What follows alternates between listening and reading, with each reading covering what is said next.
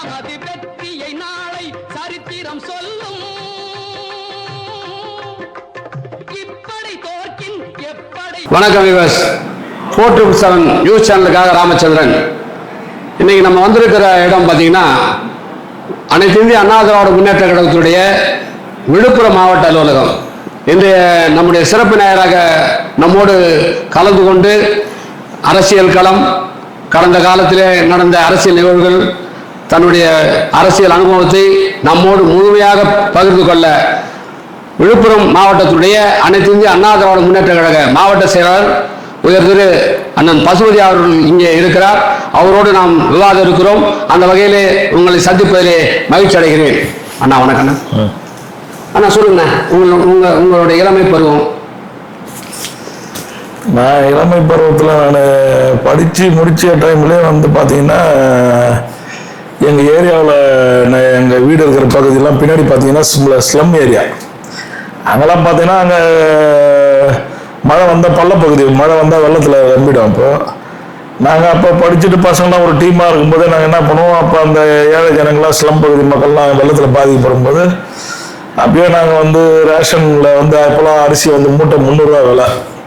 அப்போ ரேஷன் அரிசியை வாங்கி நாங்கள் காய்கறிலாம் வாங்கி போட்டு சமைச்சு அவங்களுக்கு சாப்பாடுலாம் கொடுப்போம். அப்போவே எனக்கு வந்து அந்த ஏழை ஜனங்களுக்கு எதனா ஒரு அந்த படிக்கிற பசங்களுக்கெல்லாம் ஹெல்ப் பண்ணணும் இதுன்ற மைண்ட் எனக்கு சின்ன வயசுலேயே உண்டு. ரெண்டாவது பார்த்தீங்கன்னா நான் ஒரு அப்போல்லாம் பார்த்தீங்கன்னா போலீஸ் ஸ்டேஷனுக்கு பார்த்தீங்கன்னா வந்து அட்வொகேட்ஸ்லாம் போக மாட்டாங்க. அப்போ பார்த்தீங்கன்னா வெறும் கட்சிக்காரங்க தான் போவாங்க. அப்போ பார்த்தீங்கன்னா ஒரு காவல் நிலையம்னு பார்த்தீங்கன்னா ஒரு பெரிய ஏரியாவுக்கு ஒரு காவல் நிலையம் தான் இருக்கும். சர்க்கிளுக்கு தான் இன்ஸ்பெக்டர் இருப்பார், 8 எஸ்ஐ இருப்பாங்க. நாங்கள் இப்போ எங்கள் ஊரில் வந்து 2-3 அரசியல்வாதிங்க இருந்தாங்க. காங்கிரஸில் ஆர்எஸ் மணின்னு ஒருத்தர் இருந்தார், திமுகவில் கோபாலன் ஒருத்தர் இருந்தார், ஏடிஎம்கேல பார்த்தீங்கன்னா அவர் தனுஷ், ஆறுமுகம், ஜெயபால் இந்த மாதிரி இதெல்லாம் இருந்தாங்க. அவங்க தான் அந்த ஸ்டேஷன்லாம் போய் பேசுவாங்க, வருவாங்க. அப்போ எங்கள் அப்பா உறவினருக்குள்ள ஒரு சின்ன பிரச்சனை வரும்போது எங்கள் அப்பாவுக்கு ரொம்ப வேண்டியவராக இருந்த ஒருத்தர், ஒரு காங்கிரஸ் ஒரு அரசியல்வாதி வந்து என்ன பண்ணிட்டாரு, அப்போ ஸ்டேஷனில் வந்து பேசுறதுக்கு அது எங்கள் ரிலேட்டிவ்குள்ளே பிரச்சனை போது அவரும் பிரச்சனை போது அவர் அதை பழி வாங்கிட்டு வெளியில் இங்கே கிளம்பிட்டார், வராமல் தவிர்த்துட்டார். அப்போ நான் தான் போயிட்டு, அப்போ நான் சின்ன பையன், நான் போயிட்டு எவ்வளோ பேசி பண்ணி அந்த பிரச்சனையிலேருந்து நாங்கள் வந்து எங்கள் தவறுதலாக அந்த பிரச்சனைகிட்ட திசைப்படுத்தும் போது அதை நாங்கள் பேசி சரி பண்ணோம். அப்போ நான் உணர்ந்தேன், நான் சரி நாம் ஒரு அரசியல்வாதியாக இருந்தால் தான் அரசாங்கத்தை கேள்வி கேட்க முடியும். அதாவது காவல்துறையாகட்டும், அரசு ஊழியர்களாகட்டும், யாராக இருந்தாலும் அதுக்கு வந்து நம்ம ஒரு அரசியல்வாதியாக இருக்கும்போது, பொது வாழ்க்கைக்குன்னு வரும்போது நம்மக்கிட்ட கொஞ்சம் பேர் இருக்கும்போது நாம் அந்த கட்சியோ எதுவோ நாம் மக்கள் நலன் சார்ந்த பிரச்சனைகளை நாம் பேசினா, ஒரு அரசியல்வாதியாக பேசினாதான் அரசு ஊழியர்கள் அதை செவி சாய்ப்பார்கள் என்பதை வந்து நான் உணர்ந்தேன். அதுக்கப்புறம் நான் அரசியலை தேர்ந்தெடுத்தேன். கல்லூரி காலம், என்னுடைய கல்லூரி காலம்லாம் படிப்பு காலம்லாம் சாதாரணமாக தான், எல்லாருக்கும் இருக்கிற மாதிரி தான் போச்சு. அதில் ஒன்றும் எந்த இதுவும் கிடையாது. அதுக்கப்புறம் நான் சின்ன வயசுலேயே பார்த்தீங்கன்னா எங்களுக்கு நிறைய எல்லா கிராமங்களிலையும் பார்த்தீங்கன்னா நான் சின்ன வயசுலேயே வந்துட்டேன். நான் ஒரு 20 வயசுலேயே நான் வந்து வட்ட செயலாளராக ஆகிட்டேன். 20 வயசுலேயே 19 வயசு 20 வயசுல நான் வார்டு செயலாளர் ஆனால். அதுக்கப்புறம் பார்த்தீங்கன்னா நான் வந்து 1997, 96, 97 வந்து பாட்டாளி மக்கள் கட்சியில் வந்து மாவட்ட செயலாளர் பதவிக்கு வந்துட்டேன். மாவட்ட செயலாளர் பதவிக்கு வந்தேன். அப்புறம் நான் அங்கே மாவட்ட செயலாளராக பயணித்தேன். நான் பயணிக்கும் போது எனக்கு 2001 வந்து நான் விழுப்புரம் சட்டமன்றத்தில் வந்து பொன்முடி எதிர்த்து நிற்கிற ஒரு வாய்ப்பு எனக்கு மருத்துவர் ஐயா அவர்களும் மருத்துவர் சின்னையா அவர்களும் எனக்கு வழங்கினாங்க. அப்போ நான் பார்த்தீங்கன்னா வெறும் ஒரு 1700 ஓட்டு வித்தியாசத்தில் வெற்றி வாய்ப்பு போச்சு. அது போனதுக்கு காரணம் என்னன்னா, அப்போ வந்து மாம்பழ சிம்பிள், மாம்பழம் மாதிரியே ஒரு சிம்பிள் வந்து கத்திரிக்காய் சிம்பிள் ஒன்று போட்ட உடனே அந்த சிம்பிள் வந்து ஒரு 2500 ஓட்டு வாங்கிடுச்சு. அந்த 2500 ஓட்டு வாங்கினது ஒரு விளைவு ஒன்று. ரெண்டாவது, அப்போ ஊரினர் ஒன்றத்தில் நிறைய ஒரு ஊரில் வந்து ஊரும் காலனி சேர்ந்து ஒரே பூத்து, அங்கே வந்து ஒரு தகராறு ஆயிடுச்சு. அந்த தகராறுல வந்து போலீஸ் எஸ்பியும் அப்போ முன்னாள் அமைச்சர் அந்த அவர் பொன்முடியும் அங்கே மக்கள் கேரோ பண்ணி வச்சுட்டாங்கன்னு என்னை கூப்பிட்டாங்க. நீ வந்தோன்னா அப்போ அவங்க காவல்துறை கூப்பிட்டாங்கன்னு தான் நாங்கள் போனோம். நாங்கள் போய் அப்புறம் அந்த ஜனங்களை சமாதானம் பண்ணி இவங்களெல்லாம் நாங்கள் விடுவிச்சோடனே அப்போ என்ன பண்ணிட்டாங்க, அவங்க தவறுதலாக வந்து அப்போ சன் டிவி வந்த புதுசு. அப்போ வந்து பார்த்தீங்கன்னா ஊடக சேனல்லாம் பார்த்தீங்கன்னா சன் டிவி மட்டும்தான் நம்ம தமிழ்நாட்டில். அப்போ அவங்க என்ன பண்ணிட்டாங்க, அது திமுக ஊடகம்னே அவங்க என்ன பண்ணிட்டாங்க, இதுமாரி நாங்கள் போய் அப்போ வந்து பாட்டாளி மக்கள் கட்சின்றது அது ஒரு ஜாதி சார்ந்த கட்சி. அவங்க என்ன பண்ணிட்டாங்க, இது வந்து ஜாதி பிரச்சனை கிளப்பிட்டாங்க. அந்த சமுதாய மக்களும் இந்த சமுதாய மக்களை வாக்களிக்க கூடாது, நம்ம எதை தடுக்கிற மாரி ஒரு பொய்யான செய்தி அவங்க உடனே போட்டாங்க. லைவ்ல போடுறத விட விளைவாகும். அதை அங்கேருந்து திமுக நிர்வாகிகள் தவறாக பயன்படுத்தி அதை ஒவ்வொரு ஏழையிலையும் போயிட்டு இதுமாரி அங்கே வந்து ஆதிதிராவிட சமுதாயங்களை ஓட்டு போடுறதை வந்து தடுக்கிறாங்க போகிறாங்கன்ற மாரி பண்ணி அப்படி ஒரு கிளப்பி விட்டு நிறைய பூத்துங்களை வந்து குத்தி போட ஆரம்பிச்சிட்டாங்க ஓட்டு. அந்த ஒரு இந்த பிரச்சனை வந்து ஒரு 3 மணிக்கு நடக்குது. அப்போ 3 மணிலேருந்து அந்த 5 மணி வரலும் பார்த்தீங்கன்னா இந்த மாதிரி போட்ட ஒரு விளைவாக தான் அப்படியே தோற்றினான். நான் 2001 நான் வெற்றி பெற்றிருக்கோம். இப்போ பாட்டாளி மக்கள் கட்சியிலிருந்து அண்ணா திராவிட முன்னேற்ற கழகத்துக்கு வரக்கூடிய காரணம் அதான் 2004 வந்து நான் நாடாளுமன்ற வேட்பாளர் சீட்டு எதிர்பார்த்தேன். பாமக எதிர்பார்த்தேன். அப்போ வந்து அந்த சீட்டு திடீர்னு சீட்டு அறிவிக்கும் போது நாங்கள் சென்னையில் இருந்தோம். அப்போ அங்கே சென்னையில் தான் அறிவிச்சாங்க. அப்போ வந்து அவர் தண்டராஜுக்கு அந்த சீட்டு அறிவித்த உடனே இங்கே என்ன பண்ணிட்டாங்க, லோக்கலில் நமக்கு விசுவாசியாக இருக்கிறவங்களாம் என்ன பண்ணிட்டாங்க, அப்போ வந்து அங்கே தகராறு பண்ண ஆரம்பிச்சிட்டாங்க. கீழே ரோட்லலாம் வந்து இதுமாரி தப்பு விற்பனை அவங்க கோஷம் போட ஆரம்பித்தோடனே அப்போ அதே மாதிரி என்னன்னா ஜெயா டிவி வந்த புதுசு. அவங்க என்ன பண்ணிட்டாங்க, அந்த ஜெயா டிவி ஊடகங்கள் என்ன பண்ணிட்டாங்க, அவங்க வந்து இப்போ அதிமுக அகேன்ஸ்ட், இது பாமக அகேன்ஸ்ட். அவங்க அகேன்ஸ்ட்ல என்ன பண்ணிட்டாங்க, இவங்க இந்த பசங்கள்லாம் வந்து நீங்கள் அதை பண்ணுங்க இவங்க இந்த வீடியோவில் காட்டணும்னா என்ன சொல்லுவாங்களே, என்ன தகராறு பண்ணதெல்லாம் காட்டுவாங்க. அதை சொல்லும்போது இவங்க பேனர்லாம் கிழிக்கிறது அடிக்கிறது, அந்த பேனரை அந்த தலைவர்கள் முகத்தில் அடிக்கிறது, அந்த மாரி நிகழ்வுலாம் அப்போ நடந்துச்சு. விரும்பத்தக்காத நிகழ்வு நடந்துச்சு. அப்போ நான் அங்கே இல்லவும் இல்லை. நான் இப்போ வந்து சென்னையிலேருந்து வந்துன்னு இருக்கேன். அப்போ வந்து இந்த மாதிரி செல்ஃபோன்லாம் அதிகம் இல்லாத ஒரு காலம், அதிகமாக எல்லாத்தையும் செல்ஃபோன் இல்லாத ஒரு காலம். அப்போ சரின்னு நாங்கள் அந்த தகராறு நடந்தது எனக்கு தெரியாது. அப்போ நான் வந்த உடனே தான் எனக்கு தகராறு தெரியும். அப்போ நான் நைட் ஆன் டைமில் வந்து நான் படுத்துட்டேன். அப்புறம் எனக்கு அவங்க தலைமையிலேருந்து ஃபோன் பண்ணாங்க, ஐயா வீட்டிலேருந்து ஃபோன் பண்ணாங்க. அவங்க ஃபோன் பண்ணும்போது எனக்கு ஃபோன் சுவிட்ச் ஆஃப் ஆக்சுவலாக அன்றைக்கி. அப்புறம் லேண்ட்லைன் பண்ணாங்க. அவங்க பண்ணும்போது நான் பாத்ரூம் போயிருந்தேன், நான் திருப்பி பண்ணும்போது அவங்க வெளியில் போயிருந்தாங்க. அப்புறம் திருப்பி அவங்க பண்ணும்போது நான் குளிக்க போயிருந்தேன். இந்தமாரி அந்த சந்தர்ப்ப சூழ்நிலை என்ன ஆச்சுன்னா அவங்களுக்கு எனக்கான இடைவெளி வந்து அதிகமாகிடுச்சு. என் மேலே இருக்கிற கோபம் அவங்களுக்கு அதிகமாகிடுச்சு. நான் ஏதோ திட்டம் போட்டு செய்த மாதிரியும் அதுமாதிரி ஒரு கோபம் அதிகமாகி வெறுப்புணர்ச்சி அதிகமாச்சு. அப்புறம் எனக்கு தோட்டத்தில் கூப்பிட்டு பேசினாங்க. நான் போய் பேசினேன், பேசிட்டு வந்தேன், எல்லாம் பண்ணாங்க. பேசிட்டு வந்து நான் விழுப்புரத்தில் இருக்கும்போது அன்னைக்கு தண்டராஜ் வந்து விழுப்புரம் வராரு முதல்ல வரும்போது, அப்போ திமுக தலைமையிலான கூட்டணி. அந்த 2001 தான் நானும் பொன்முடி அவர்களும் உயிர் போகிற அளவுக்கு ஒரு பெரிய தமிழ்நாட்டிலே வந்து எல்லா நாளிதழையும் ஹெட்டிங்ஸ்லேயே வந்தது. இது வந்து கலவர தொகுதி, குரு சிஷியன் மோதல் அப்படி இப்படின்னு வந்தது. இது விழுப்புரம் தொகுதி தான் தமிழகத்திலே கலவர தொகுதியாக இருந்தது.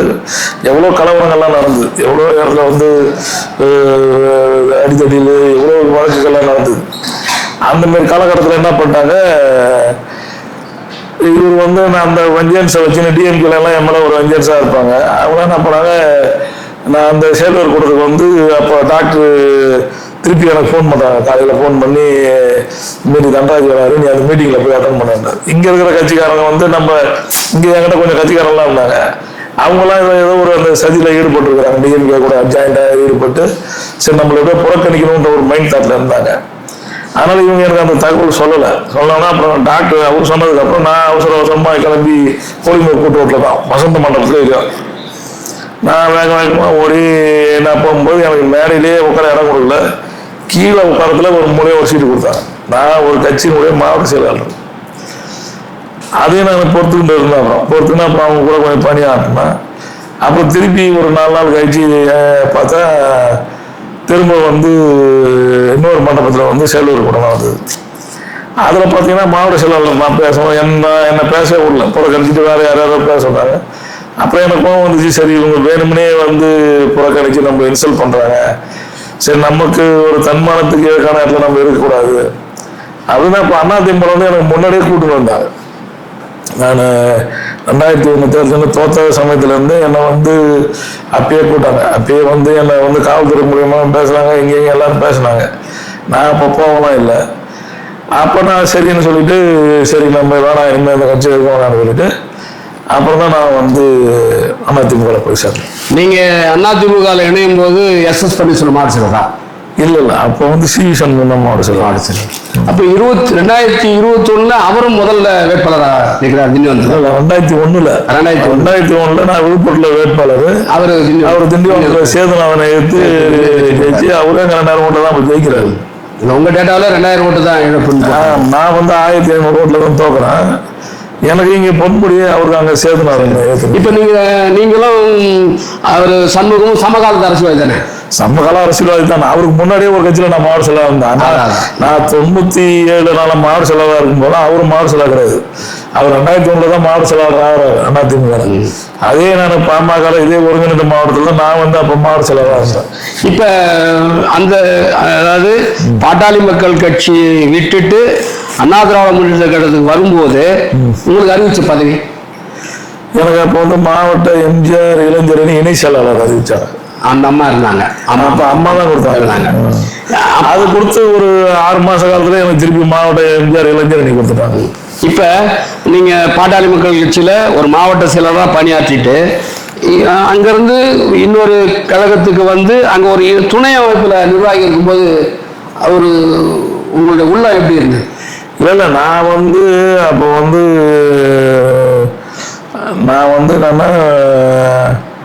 நான் ஒரு கோபத்தில் அப்போ வந்துட்டேன். நான் வந்து ஆக்சுவலாக வந்து அப்போ நான் வந்து அதை சரி பண்ணியிருக்கலாம். நான் கொஞ்சம் சகிப்புத்தன்மையோடு இருந்தால் பண்ணியிருக்கலாம். பாமகலே நான் பயணிச்சிருக்கலாம். ஏன்னா பாமகல நான் பயங்கர ஒரு பெரிய செல்வாக்காக இருந்தேன். நான் இந்த மாவட்டத்தில் அந்த கட்சி வளர்கிறதுக்காக ஒரு முக்கிய காரணமாக இருந்தேன், செல்வாக்காக இருந்தேன். எனக்கு சின்னையா வந்து எனக்கு ஃபோன் பண்ணுறாரு. நான் இந்த மாதிரி கிளம்புற ஒரு ஆக்டிவிட்டியில் இருக்கும்போது எனக்கு ஃபோன் பண்ணுறாரு. பசுபதி உனக்காக தான் வரும்போது 2004 எம்பிக்கு சீட்டு பேசும்போது எம்எல்ஏ சீட்டை பேசிட்டாங்க பாமக. அப்போ முடிவு தொகுதி வாங்கிட்டேன் அப்படின்னு சொல்றாரு.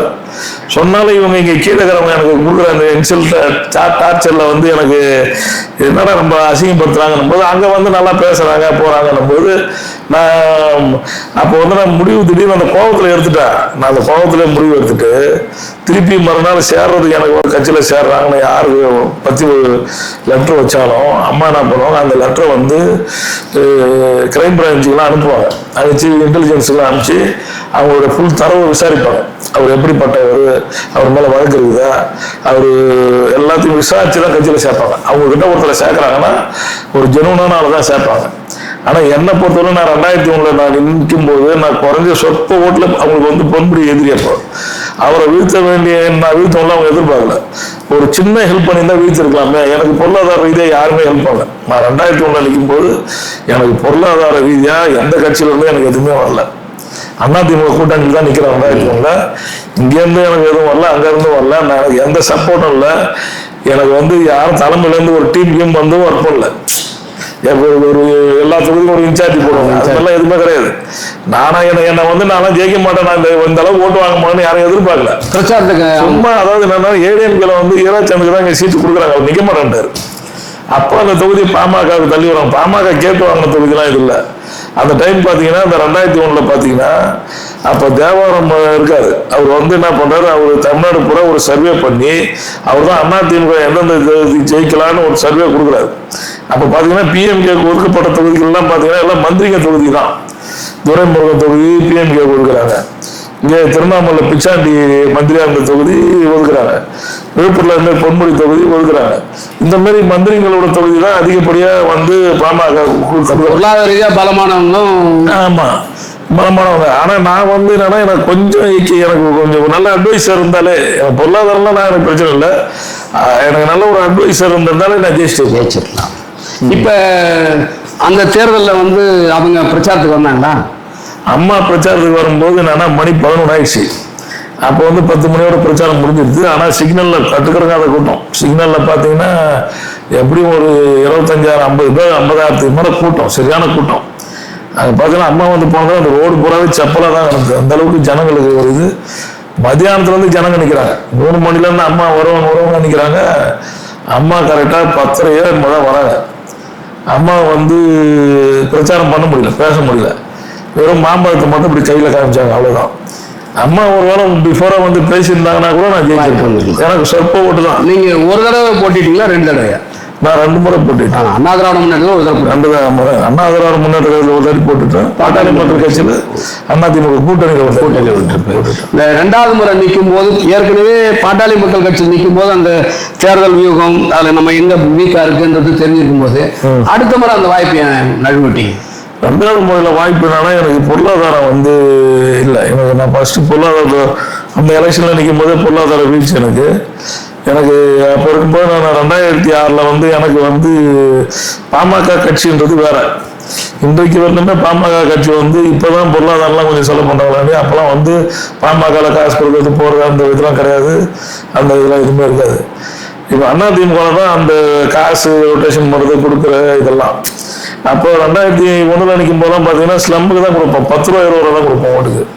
அப்போ 2006 தான் ஓட்டுக்கு 100 ரூபாய் கொடுக்குறாங்க. ரொம்ப என்னன்னா ஏற்கனவே என்கிட்ட ரொம்ப சொற்ப ஓட்டில் அவர் ஜெயிச்சதால பயந்துன்னு அவங்க ஃபர்ஸ்ட் ஒரு ரவுண்டு 100 ரூபா கொடுத்துட்றாங்க. 2வது ஓட்டு போடுற அன்னைக்கு காலையில் பூத்தில் உட்காந்து கொடுக்குறாங்க. எங்களுக்கு என்னன்னா எங்களுக்கு தலைமையிலேருந்து அப்போ கொஞ்சம் காசு எங்களுக்கு வந்து கொடுத்தாங்க. அது எப்படி கொடுத்தாங்கன்னா, அது கொடுக்கும்போதெல்லாம் எனக்கு தவறான வழிகாட்டுதல் பண்ணாங்க. எனக்கு ஒருத்தர் வந்து கொடுக்குறாரு, எனக்கு வந்து கொடுக்கும்போது கொஞ்சம் கொஞ்சமாக கொடுக்குறாரு, கொஞ்சம் பணம் செலவு கொடுக்குறாரு. அதை உடனே என்ன பண்ணுறாங்க, எனக்கு அப்போ இங்கே இருந்தவங்க வந்து என்னை வந்து என்ன பண்ணுறாங்க, இதை வந்து உடனே பூத்துக்கு கொடுத்துருங்க, நீங்கள் வச்சுக்காதீங்க. நான் எலெக்ஷனில் நிற்கும் போது பார்த்தீங்கன்னா 4 முறை பூத்துக்கு பணம் கொடுக்குறேன். இது வெறும் பூத்துக்கு 4 முறைலாம் யாரும் கொடுக்கவே மாட்டாங்க. ஃபர்ஸ்ட் இனிஷியலாக என்ன கொடுப்பாங்க, சிம்பிள் போடுறதுக்கு அந்த இதுக்கு ஒரு டைம் கொடுப்பாங்க, ஸ்டார்டிங்கில் ஒன்று கொடுப்பாங்க. அதை விட்டா இப்பெல்லாம் என்னன்னா எலெக்ஷன் அன்னைக்கு கொடுப்பாங்க. தேர்தல் அந்த ஷெட்டு போறதுக்கு இது போற செலவு அது கொடுப்பாங்க, சாப்பாட்டுக்கு கொடுப்பாங்க. இது மாதிரி 2 முறை தான் கொடுப்பாங்க. ஆனா எங்களுக்கு வந்து 4 முறை கொடுக்க வச்சுட்டாங்க. அந்த காசு சேவிங்ஸ் இருந்தா கூட நான் ஏதாவது கொஞ்சம் இது பண்ணிடலாம். எனக்கு கடைசியா பணம் பற்றாக்குறை போயிடுச்சு. நான் அப்போ வந்து அப்போ இருக்கிற மாவட்ட செயலாளருக்கு ஃபோன் பண்ணி கேட்டேன். அப்போ என் கூட வந்து 100 முகமது நகர செயலாளர் 60 வேலை இருந்தாங்க. அவங்க என்ன பண்ணாங்க, நீங்க ஃபோன் பண்ணி கேளுங்க அவங்ககிட்ட பணம் கேட்டேன். அவங்க வந்து அதெல்லாம் பணம்லாம் இல்லை கொடுக்க முடியாதுன்ட்டு இந்த மாவட்ட செயலர் இப்போ அவர் அங்க திண்டிவனத்துல 2 தடவை, 3வது முறை பொன்முடியை தோக்கடிக்கணும் அப்படின்றதுக்காக இங்க வந்தாரா? அது வந்து தொகுதி மாறி இல்லை, அதுதான் நான் சொல்றேன். அது எப்படின்னா 3வது முறை என்ன நடக்குதுன்னா வந்து வந்தேன்னு கேட்டாங்க. இல்லைண்ணா அம்மா வீட்டுக்கு நான் என்ன நினைச்சேன், சரி நமக்கு கேண்டிடேட்லாம் கொடுத்தாங்களே, நம்ம அம்மா தெரியுமா நமக்கு பாப்பா உனக்கு இப்போ நான் நினைச்சேன். நான் எந்த ரிப்போர்ட் பண்ற எண்ணத்துல எதுவுமே வரல. சரி அப்போ இவங்க என்ன வரட்டுறாங்க, நீங்க எப்போ இங்கெல்லாம் வராதான் வரக்கூடாது, ஏன் இங்க வர அப்படின்ட்டு என்ன சைலண்டா அப்படியே அழைச்சி அனுப்புறாங்க. ஆமா, அவங்க அண்ணனை இவ்வளோ அனுப்புனோடனே அப்புறம் எனக்கு ஏன் இவங்க நம்மள இது மாரி பண்றாங்கன்னா அப்பதான் ஒரு வருது, ஏன்னா இவ்வளோ நம்ம அன்பா பாசமா பார்த்துக்கோன்னு பார்த்தா நம்மள இப்போ ஏன் வரட்டுறாங்க அப்படின்னு வருது. வரும்போது சரி அப்போ நமக்கு இந்த பணம் கொடுக்காதுன்னு போது நான் உடனே இதை வந்து பூங்குன்றத்துக்கிட்ட எடுத்துன்னு போறேன், கம்ப்ளைண்ட் எடுத்துன்னு போறேன். அம்மாட்ட பார்க்கணும், இனிமேல் எனக்கு வந்து எலெக்ஷனுக்கு பணம் கொடுக்கல, கொடுத்துருந்தா நான் ஜெயிச்சிருப்பேன் அப்படின்போது பூங்குன்றம் என்ன சொல்றாருன்னா, உங்களுக்கு சீட்டே வந்து சிவிஎஸ் தான் வாங்கி கொடுத்தாருனாரு. நான் என்ன சொன்னேன், இல்லைங்க அம்மா வந்து நான் சேரும்போதே அம்மா என்கிட்ட பேசுனாங்க, நல்லா பேசுனாங்க. அம்மா இல்லை சிவிஎஸ் தான் சீட்டே வாங்கி கொடுத்தாரு, அவர் மேலே நீங்கள் ரிப்போர்ட் பண்ண வரீங்களா, இதெல்லாம் பண்ணாதீங்க, சொல்லது கேளுங்க அப்படின்னு அனுப்பிச்சுட்டாரு. ஓப்பனா சொல்லி அனுப்பிச்சுட்டாரு. அவர் வாங்கி அனுப்பிச்சுட்டாரு. ஆனா அப்போ இருந்த சர்க்கிள் என்னன்னா, அம்மா கிட்ட ஒரு சுத்தி ஒரு வளையம் இருக்கும். அந்த வளையத்தை மீறலாம் யாராலையும் உள்ள நுழைய முடியாது. அந்த வளையத்துல வந்து தொடர்பு உள்ளவங்க, அவங்களுக்கு பணம் கொடுக்குறவங்க, அந்த சின்னம்மா குரூப் இருக்கிறாங்க, அவங்ககிட்ட அவங்களுக்கு பணம் கொடுக்குற ஆளுங்க, அவங்களுக்கு கமிஷன் கொடுக்குறவங்க, அந்த பிஏங்களை பிடிச்சி வச்சுக்கிறவங்க நினைச்சாதான் நீங்க கொடுக்குற பெட்டிஷன் உள்ள போகும். அப்படி இல்லாத அம்மாவோட பெட்டிஷன் போனோம்னா அம்மா அந்த வழியில போறாங்க பிறகு அப்போ நின்று கொடுக்கணும், அப்பயும் கொடுத்து வாயில சொல்லணும். ஆனா சாருக்கு தெரியுமான்னு தெரியல, பூங்குருடைய அப்பா சங்கரலிங்கம் இறந்ததுக்கு அம்மா போல. அவர் தான் அந்த நமது எம்ஜிஆர் பத்திரிகையில இந்த அறிக்கையெல்லாம் கொடுக்குறவங்க. அவர் இறந்துட்டாங்க. போல. அது என்ன காரணம்னா இதுதான் நீங்க சொன்னது. இதுதான் அதாவது நம்ம அனைத்து இந்திய அண்ணா திராவிட முன்னேற்ற கழகம் வந்து பெரிய லெவல்ல மகா பெரிய கட்சி. இந்த மாரி சில தவறுகள்லாம் நிறைய நடந்ததனோட விளைவு தான் நிறைய பேர் வெறுத்து போனாங்க. அப்ப நான் திருப்பி வந்து அம்மா கிட்ட வந்து வயல நின்று பெட்டிஷன் போடலாம்ன்ற முன்னாடி அந்த ரோட்ல நிற்கும் போது எனக்கு அந்த டாக்டிஸ் தெரியல, சிலர் கொஞ்சம் பரிதாபமா அப்படி இப்படி நின்னாதான் அதை அம்மா பார்ப்பாங்க போவாங்க. நான் எனக்கு சின்ன பையன், நான் கிளம்பி போய் 2 வாட்டி நின்னேன். நான் அம்மா வந்து பார்க்கலையா, அப்போ பார்த்து வணக்கம் வச்ச போயிட்டேன்ட்டாங்க, நிக்கல வண்டினோடனே. அப்புறம் நான் விட்டுட்டேன். நானா தொடர்ச்சியா ஒரு 10-20 நாள் நின்று அம்மா பார்த்து தான் ஒரு மனு கொடுத்துருக்கலாம். அப்பயும் ஆனா இவங்க செல்வாக இருந்தாங்க. நான் அதனால சரின்னு சொல்லிட்டு அப்ப அதோட விட்டுட்டேன். நான் விட்டுட்ட பிறகு எனக்கு என்ன ஆச்சுன்னா, நான் அப்போ வந்து 2006 2011 வந்து திமுக ஆட்சி. அப்போ வந்து நான் என்ன பண்ணேன்னா, அவர் பொன்முடிக்கு ஆப்போசிட்டாக தான் நாங்கள் ஒர்க் பண்ணிட்டு இருக்கிறோம். அப்போ என்ன பண்ணுறோன்னா, ஹைவேஸில் வந்து ஒரு 2.5 கோடி ரூபாய்க்கு வந்து 25% லெஸ்ஸில் ஒர்க் எடுக்கிறேன் போட்டியா. நீங்கள் பொன்முடிக்கு போட்டியாக எடுக்கிறேன். நான் எடுக்கிற வேலை என்னன்னா, பொன்முடி அவங்க ஆளுங்களுக்கு பர்சன்டேஜ் விற்கிற வேலையா வந்து எடுக்கிறீங்க, நான் வந்து மைனஸ்ல எடுக்கிறேன். அதே மாதிரி பாத்தீங்கன்னா டிஆர்டிஎல் ஒரு 3 கோடி ரூபாய் வேலையை பாத்தீங்கன்னா 16% 18% லெஸ்ல எடுக்கிறேன். இதுல வந்து எனக்கு நஷ்டம் தான் வரும். போட்டிக்கு எடுக்கிறேன், நான் வீம்புக்குன்னு எடுக்கிறேன். எங்களை பைச்சங்களுக்கு வேலை கொடுக்க மாட்டீங்கன்னா வீம்புக்கு எடுக்கிறோம். அப்புறம் பாத்தீங்கன்னா போலீஸ் ஹவுசிங்னு ஒண்ணு இருக்கு. அது இன்னைக்கு வரலும் மெரிட் தான். அது வந்து யார் வேணா கண்ட்ரோல் பண்ணலாம். அதெல்லாம் பர்சன்டேஜ் விற்கிற வேலை கிடையாது. அப்ப விழுப்புரம் காவல் நிலையம், கோட்டக்குப்பம் காவல் நிலையம், மணலூர்பேட்டை காவல் நிலையம், திருநாவலூர் காவல் நிலையம், 4 காவல் நிலையம் நான் போட்டு எடுத்துட்டோம். அது 2% லெஸ்ல எடுத்துட்டோம். இது ஜென்வனா எடுத்துட்டு அப்போ பார்த்தீங்கன்னா அந்த சுனாமி வர டைம் அப்போ வருது. அது இல்லாமல் நிறைய விளையாட்டுங்கள்லாம் வருது. கட்டுமான பொருட்கள்லாம் திடீர்னு பல மடங்கு உயருது. மணல் இருக்கிறவங்களாம் அந்த சைடு வேலை எடுத்துட்டோம். அங்கே இருக்கிற பெரிய அவங்க டிஎம்கே ஆட்சி நடக்கணும்னா இவருக்கு யாரும் ஜல்லி கொடுக்கக்கூடாது, மணல் கொடுக்கக்கூடாது, ரோடு கொடுக்கக்கூடாது, வேலையை தடுக்கணும்னு நினைக்கிறாங்க. அந்த மாதிரி நிறைய இடர்பாடுகளை நிறைய சந்திக்கிறாங்க. நான் இப்போ ஒரு 80 லட்ச ரூபாய்க்கு மேலே எனக்கு லாஸ் ஆகுது. என்னால் ஒன்றும் பண்ண முடியல. எனக்கு அரசியலே நான் பண்ண முடியாத திணறின்னு இருக்கிறேன். அரசியல் பண்ண முடியாது. நான் இந்த கேண்டக்ட் தொழிலில் மாட்டின்னு பண்ணுறேன். இது அம்மா கிட்ட எப்படி எடுத்துட்டு போறாங்கன்னா, ஒரு திமுக ஆட்சியில் பசுபதி அரசாங்கத்தில் இதுல ஹைவேஸ்ல போய் 3 கோடி ரூபாய்க்கு வேலை எடுக்கிறாரு, டிஆர்டிஎல் 2 கோடி ரூபாய்க்கு வேலை எடுக்கிறாரு, போலீஸ் ஹவுசிங்ல போய் 2 கோடி ரூபாய் வேலை எடுக்கிறாரு. இவர் வந்து பொன்முடியோடைய துணையோட பொன்முடி கிட்ட அட்ஜாயிண்ட் ஆகிட்டு கூட்டாளி ஆகி வேலை எடுக்கிறாருன்னு என் மேல அம்மா கிட்ட வந்து பெட்டிஷன் கொடுக்குறாரு. யாரு இருக்கிறவங்க யாரு கொடுக்க வீட்டுல எதுக்கு யாருன்னு கேட்டேன்னா, இப்ப பொன்முடி கிட்ட வந்து வேலை வாங்கி செய்யறாரு. ஆக்சுவலா நான் பொன்முடிக்கு எதிர்ப்பா, பொன்முடிக்கு நஷ்டத்தை உருவாக்கணும்ட்டு நான் நஷ்டப்பட்டு நான் ஒரு வேலையை செய்யறேன் போட்டியா. இதை வந்து அம்மா கிட்ட இந்த மாதிரி எதுவுமே கொடுத்துட்டாங்க. அம்மா வந்து எங்களெல்லாம் பெரிய ஆள்லாம் கூப்பிட்டு கேட்பாங்க. அம்மா எங்களெல்லாம் கேட்கல. அம்மா என்ன சொல்லிக்கிறாங்க, என்கிட்ட அம்மா கிட்ட இருந்தவங்க அப்ப என்கிட்ட சொன்னாங்க, பசுபதி தான் நான் யோகிக்க நினைச்சேன், அவனும் திட்டு போயினா, அவனும் இந்த மாதிரி ஆளா அப்படின்னுட்டு தான் அம்மா அப்புறம் வந்து அங்க நிக்கிறதுக்கு ஆள் இல்லை, விழுப்புரத்துல பொன்முடி எடுத்து நிக்கணும் தான் நம்ம பசுபதியை கட்சி கூட்டாங்க. அதனால்தான் சேர்த்தோம். அவன் நம்ம வாய்ப்பு கொடுத்தோம், அவன் ஜெயிக்கல. அவன்கிட்ட பணம் அப்ப என்ன சொல்லிட்டாங்க, என்னை சேர்க்கும் போது எனக்கு சீட்டு கொடுக்கும்போது பசுபதி பொருளாதாரத்துல பெரிய ஆளு அப்படி இப்படின்னு சொல்லிட்டாங்க. சொல்லி அவருக்கு பணம்லாம் தேவையில்லை சொல்லிட்டாங்க, தகவல்லாம் சொல்லிட்டாங்க. அப்போ அதுவும் பண்ணல. 2வது பார்த்தா இந்த மாதிரி என்ன வந்து எவ்வளவு குற்றச்சாட்டு வைக்கிறாங்க. அப்ப அம்மா என்ன பண்றாங்கன்னா, அப்போ வந்து அப்போ வேற ஆள் இல்லை விழுப்புரத்துல நிக்கிறேன்னு சொல்லிட்டு அப்போ வந்து செங்கோட்டையன் தான் மெயின்ல இருக்காரு.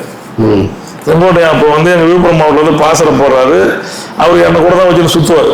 நான் அவர் வீட்டுக்கு அடிக்கடி போவோம் பார்க்கணும் போது அப்ப இவங்களுக்கு என் மேல கோவம் வருது. இவர் நம்மளை மீறி செங்கோட்டையன் எல்லாம் சுத்துறாங்க. செங்கோட்டையன் ஆக்சுவலா அவருக்கு ஒரு பிரச்சனை தீர்த்து வைக்கிறாரு, என்கிட்ட வராரு, நான் அது செய்யறேன் போறோம், நம்ம சுத்தின்னு இருக்கிறோம். நான் நல்லா ஃபீல்டு ஒர்க்கர்ன்றதா என்னை வச்சு பாக்குறாங்க வேலையை. அப்ப இவங்களுக்கு என்னன்னா கோவம் வருது, செங்கோட்டையன் டைரக்ட் டச் வச்சுக்கிறாங்க, கோவம் வருது. ஒண்ணு கோவம் வச்சு இவங்க வேற லைன்ல என்ன வீழ்த்த பாக்குறாங்க. அம்மா என்ன பண்றாங்க, அம்மா கிட்ட யாரோ செங்கோட்டையனோ இவங்களோ யாரோ அம்மா கிட்ட ஒரு சஜஷன் கொடுக்குறாங்க. கொடுத்து என்ன பண்றாங்க, விழுப்புரத்துல சிவி சண்முகத்தை நிக்க வைப்போம், பசுபதி தான் பொன்முடியோட அட்ஜாயிண்ட் ஆளுன்ட்டாங்களே அப்படின்ட்டாங்க.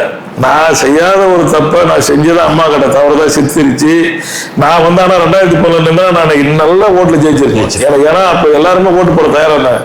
ஏன்னா 2 வாட்டி 2001 நான் தோத்துட்டேன். 2006 வெறும் 6000 சில்லற ஓட்டுல தான் 7000 ஓட்டுல தோக்குறேன். பொன்முடி எழுத்து. ஆமா, பணமே கொடுக்கல, ஓட்டுக்கு பணமே கொடுக்கல. ஏதோ ஒரு கொஞ்சம் தான் சிலம்பியரில் சும்மா ஒரு 50 ரூபா 20 ரூபா அது மாதிரி கொடுத்துட்டு எதுவுமே ஓட்டுக்கு பணமே கொடுக்கல. பின்னால் நகர செயலர் அறிவிச்சது அது இப்பதான் அது அது அது போட்டு இப்போ ஒரு 5 வருஷம் தானே ஆகுது. இப்போ 2021 இருக்கும் போது இவர் வந்துதான் 2021 அப்புறம் தான் அறிவிக்கிறாங்க. தேர்தல் தோல்விக்கு அப்புறம் தான் அறிவிக்கிறாங்க. இப்ப நீங்க உங்க சமகாலத்தான் சுரேஷ் பாபு அவர் வந்து ஒரு 2005 6 தான் ஒண்டி செயலாளர் ஆகிறார். நான் அதுக்காக கேட்க வரல. இப்ப நீங்க இப்ப மாவட்ட செயலாளர் இல்லைங்களா? இப்ப வந்து ஒரு கட்சியில ஒரு மாவட்ட செயலாளரை புதுசா நியமிக்கிறதுக்கோ அல்லது இருக்கிற தொடர்றதோ தலைமையோட முடிவு. ஆனா இப்போ ஒரு சில பகுதிகளில் உள்ள மாதிரி விழுப்புரம் மாவட்டத்துல இப்போ ஒரு சின்ன குளறுபடிக்கு என்ன காரணம்? என்ன குளறுபடி? இப்ப அவர் வந்து ஒரு தனி அணி சண்முகம், அதாவது சண்முகம் தனி அணிலாம் இல்லை. சண்முகம் தனி அணினா அவங்க முதல்ல தனி அணி ஆயிட்டாங்க. இப்போ அவங்க நாங்கள் ஆக்கல. அதெல்லாம் அவங்க வந்து தேர்தல் டைம்லேயே வந்து, அதாவது அவங்க நாடாளுமன்ற தேர்தல் டைம்லேயே அவங்க சில சர்ச்சைகள்லாம் ஏற்படுத்தினாங்க. நாடாளுமன்ற தேர்தல் டைம்ல அவங்க சில இதெல்லாம் பண்ணாங்க. அது வந்து அப்போ என்னன்னா, உங்களுக்கு நல்லா தெரியும், எடப்பாடியார் ஆண்ட காலத்தில் அதுக்கு முன்னாடி இருந்த நிலைமைலாம் வேற. அவர் முதலமைச்சராக இருந்த காலத்தில் எல்லா மந்திரிகளும் குறுநில மன்னராக இருந்தாங்க. அவங்களும் ஒரு சிஎம் இருந்தாங்க. அவங்களுக்கெல்லாம் கட்டுப்பாடு கிடையாது, அவங்களுடைய வருமானங்கள் பகிர்வு கிடையாது, எதுவுமே கிடையாது. புரியுதுங்களா? அவங்க இஷ்டத்துக்கு அவங்க இப்ப வேலுமணி பார்த்தா அவர் ஒரு சிஎம் மாரி, சிவசண்முகம் பார்த்தா அவர் ஒரு சிஎம் மாரி, விஜயபாஸ்கர் பார்த்தா அவர் ஒரு சிஎம் மாரி. புரியுதுங்களா? இப்ப கேபி அன்பழகன் பார்த்தா அவர் ஒரு சிஎம் மாரி, நத்தகிருஷ்ணனை பார்த்தா அவர் ஒரு சிஎம் மாரி, இந்த மாதிரி இருந்தாங்க. அவங்கவுங்க இருந்தாங்க. இப்போ அவங்கவுங்க அதெல்லாம் எல்லா பலனையும் அனுபவிச்சுட்டு எல்லா வருமானம் எல்லாத்தையும் பார்த்துட்டு அவங்க வந்து நாடாளுமன்ற தேர்தல் டைம்ல வந்து நாங்கள் கட்சியை நாங்கள் பார்த்துக்கிறோம் போறோம்னு தலைவர்கிட்ட சொல்லிட்டு நாடாளுமன்ற தேர்தலில் வந்து நீங்க உங்களுடைய பங்களிப்பை பண்ணுங்கன்னும் போது அவங்க அதை பண்ண மறுத்துட்டாங்க. மறுத்ததோடு இல்லாமல் அப்போ என்ன பண்றாங்க, தலைவரை வந்து என்ன பண்றாங்க, தலைமைக்கு நெருக்கடி கொடுக்கணும்னு அப்பயே முடிவு பண்றாங்க. அப்பயே உங்களுக்கு நல்லா தெரியும், அவங்க வீட்டில் போய் பேசி இது மாதிரி கட்சிக்கு, அதாவது சசிகலா அவங்கள வந்து கட்சியில இருந்து வெளியேற்றுறதுக்கு காரணமா இருந்தவரு இதே சிவசண்முக வேலுமணி தான். ஓபிஎஸ் வெளியேற்றினதுல முதல் ஆளா நின்று குரல் கொடுத்து தொடுத்தினவரு இதே சிவசண்முக வேலுமணி தான். அதே மாதிரி பாத்தீங்கன்னா எல்லாரும் டிடிவிக்கு தினகரன் அவர்கள் இதே குரல் கொடுத்து வெளியமைச்சது பாத்தீங்கன்னா சிவசண்முகம் தான். இது எல்லாத்தையும் இவங்க பண்ணிட்டு திருப்பி அவங்கள உள்ள வர வைக்கிறதுக்கு பிளான் போடுறாங்க. ஏன் டிடிவி வந்து அந்த அவங்க அம்மாருக்கு சொல்லவே வந்து அவரை வந்து இது பண்ணி தானே வச்சிருந்தாங்க, கட்சியில தொடர்புலாம் தானே வச்சு தொடர்புலாம் வந்தாருங்க. அவர் திருப்பி அம்மா இறந்ததுக்கு அப்புறம் உள்ள வந்துட்டார்ல, பவர் பாயிண்ட் வந்தார்ல, துணை பொதுச் செயலாளர் ஆயிட்டார்ல. அது அந்த அம்மா சசிகலா அதுதாங்க. அன்னைக்கு அவர் திருப்பி சசிகலா அம்மா வந்தாங்க, எல்லாம் வந்தாங்க. ஆனா எல்லாம் திருப்பி உள்ள வந்துட்டாங்களா, கட்சி வந்து ஆளுமைக்கு வந்துட்டாங்கல்ல, ஆக்குபை பண்றாங்கல்ல. ரெண்டாவது வந்து இல்ல, அந்த அம்மா சசிகலாவுக்கு வந்து தனக்கான அதிகார மையம் கிடைக்கல, நம்மளை வந்து சிறைக்கு தயார்படுறாங்கன்னு சொல்லும் போது அது தனக்கு ஒரு ஆதரவான ஒருத்தரை நியமிக்கணும்ன்ற ஒரு முடிவு இருக்காங்கன்னு நினைக்கிறோம். அது மக்கள் ஏற்றுப்பாங்களா அந்த நிலைமையில? இல்ல, அவங்க வந்து சிறைக்கு போகலாம், அவங்களுக்கு அப்ப தெரியாது. அவங்க இவர் டிடி தினகரன் நியமிக்கும் போதெல்லாம் தெரியாது. இல்லையே, இல்ல இல்ல, அவங்க பதவி ஏற்றுக்கிறதுக்கான காலகட்டத்தை கவர்னர் மாளிகை தள்ளி வச்சதுக்கு காரணமே வழக்கோட தீர்ப்புக்காகத்தான். அவங்க சிறை அறிவிக்க போகும்போது தான் டிடிவி துணை பொதுச் அறிவிக்கிறாங்க. அது அறிவிக்கிறாங்க சார். ஆனா அப்பதான் திருட்டி உள்ள வரான்னு கிடையாது. ஆனா அதுக்கு முன்னாடி அம்மா இறந்ததுல இருந்து இல்ல இல்ல, இப்ப நீங்க அது சரி, அவர் வந்து அந்த அவங்க மறைவுக்கு பின்னால சசிகலாவுடைய அதிகாரம் தான் போயஸ் கார்டன் இருந்தது, அவங்க வச்சதுதான் நிலைப்பாடா இருந்தது. ஏதோ ஒரு காசு வழக்கு, அது தீர்ப்பு. அந்த அடிமட்ட தொண்டர்கள் அவங்களை ஏத்துக்க தயாரா இருந்தாங்களா? இல்ல இல்ல இல்ல, அடிமட்டத்தோட அப்பயே ஏத்துக்கல. அதனால அவங்க வந்து ஏதோ ஒரு காரணம் கட்சி கையகப்படுத்தலாம் அல்லது தலைமைக்கு வரலாம்னு நினைச்சிருக்கலாம். தொண்டருடைய விருப்பம் இருக்காது. ஆனா இப்ப இருக்கிற பொதுச் செயலாளர் தொண்டர்கள் ஏத்துக்கலாம், தொண்டர்கள் ஏத்துக்கிறாங்க. இப்ப நீங்க நகர செயலாளர் இருக்கும் போது கடைசி நேரத்தில் உங்களுக்கும் தலைமைக்கு ஏதோ ஒரு கருத்து வேறுபாடு வந்தது. அதாவது எனக்கு தலைமைக்கும் தலைமைக்கு எனக்கு கருத்து வேறுபாடு கிடையாது. இங்க மாவட்ட செயலாளர் தான். எனக்கு தலைமைக்கெல்லாம் எந்த கருத்து வேறுபாடும் கிடையாது. எனக்கு வந்து 2 வாட்டி எம்எல்ஏ நின்று வாய்ப்பை இழந்திருக்கிறேன். எனக்கு வாய்ப்பு வந்து அவங்களே தரேன்னாங்க. நான் வந்து எனக்கு அவங்க நகரத்தை 2ஆ பிரிச்சு போடும்போது எனக்கு வேணாம், நகத்தை முழுசாக கொடுங்கன்னு வேணாங்கண்ணா நான். அப்போ சொன்னாங்க, நீங்கள் தான் எலெக்ஷனில் நிற்க போகிற, எல்லாரையும் வந்து பண்ணி பிரித்து பார்த்து பண்ண தான் நல்லாயிருக்கும், நீ தான் தேர்தலில் நிற்க போகிறேன்னு சொன்னாங்க. 2 முன்னாடி என் மகன் இருந்தபோது கூட நான் அப்போ கொஞ்சம் விரக்தியாக இருக்கும்போது சொன்னாங்க, நீங்கள் தான் எலெக்ஷனில் நிற்க போகிறேன்லாம் சொன்னாங்க. என்கிட்ட சொன்னாங்க. நம்ம அதுக்கு தகுந்த மாதிரி நிறையா உழைச்சோம், எல்லாமே பண்ணோம். ரெண்டாவது எனக்கு வாய்ப்பு இல்லைனா கூட பரவாயில்லன்னுட்டு நான் என்ன பண்ணேன், ஏதோ வெற்றி பெற ஆளாக கொடுங்க, நம்ம ஆட்சிக்கு வரணும், ஜெயிக்கிற மாரி ஆளாக கொடுங்க, நாங்கள் வேலை செய்கிறோம் தான் நாங்கள் கேட்டோம். நாங்கள் அதை வந்து நான் எங்கள் நிர்வாகிகளை வச்சு நாங்கள் பேசணும். அப்போ இந்த முறை விழுப்புரத்தில் போட்ட வேட்பாளர் நிச்சயமாக வெற்றி பெறப்பட்டார், உங்களுக்கு ஏற்கனவே தெரியும். கண்டிப்பாக தெரியும். ஏன்னா அதாவது அவருக்காக உழைக்கக்கூடிய கட்சி தோழர்கள் எல்லாம் என்கிட்ட ஒன்று சொல்கிறாங்க. ஏன்னா இவரெல்லாம் நின்னா நாங்கள் வேலை செய்ய மாட்டோம், இவர் செய்ய மாட்டார், இவர் சரி வராது, இவர் ஒரு ஹெட்வைட்டாக போவார், இவர் யாரையும் மதிக்க மாட்டார், இவர் சரி வராது, இவர் நின்னா ஜெயிக்க முடியாது அப்படின்னு சொல்றாங்கல்லாம். சொன்னதால தான் நான் வந்து அதை சொல்றேன். அந்த வேகம் தான் நீங்க வந்து அப்போ கூட நீ எனக்கு கொடுக்கல, நான் வெளியே போறேன்லாம் சொல்லலையே. நான் வெளியே போறேனே முதல்ல சொல்லலை. நான் என்ன சொல்றேன், இவருக்கு ஒரு வேண்டுகோள் வைக்கிறேன். நான் என்ன சொல்றேன், நாங்கள் தலைமையில போய் மனு கொடுக்க போறோம். அப்போ நாங்கள் ஒரு கூட்டம் போடுறோம், நகர கழகத்தில் சார்பா கூட்டம் போட்டு நாங்கள் பேசும்போது நாங்கள் என்ன சொல்றோம், எல்லாம் என்ன சொல்றோம், நாம போய் எடப்பாடியாரை பார்த்து அவர்கிட்ட நமக்கு சீட்டு கேட்போன்றோம். சரின்னு சொல்லிட்டு நாங்கள் என்ன பண்ணுறோம், இப்போ ஒரு 2 முடிவு எடுக்கிறோம். ஒன்று நமக்கு சீட்டு கேட்குறோம், அப்படின்னா வெற்றி வாய்ப்பு உள்ள ஒருத்தருக்கு வாய்ப்பு கொடுங்க அப்படின்னு சொல்லிட்டு சீட்டு கேட்போம். நாளைக்கு நம்ம எல்லாம் காலையில் போவோம் அப்படின்னு நாங்கள் ஒரு மீட்டிங் போட்டு பேசுகிறோம். நாங்கள் பேசின உடனே இவங்க வந்து அழுத்தம் கொடுக்குறாங்க தலைமைக்கு. இவங்க வந்து இவர் சிவி சண்முகம் இவங்க எல்லாம் பார்த்து இல்லை அவரை வந்து கட்சி விட்டு நீக்கணும்னு சொல்கிறாங்க. ஆனால் நீங்கள் ஒரு பொது நிகழ்ச்சியில் நான் கட்சியை விட்டு விலகிறேன்னு அறிவிச்சிங்களா? ஆமாம். என்ன இதுதான் காரணம்?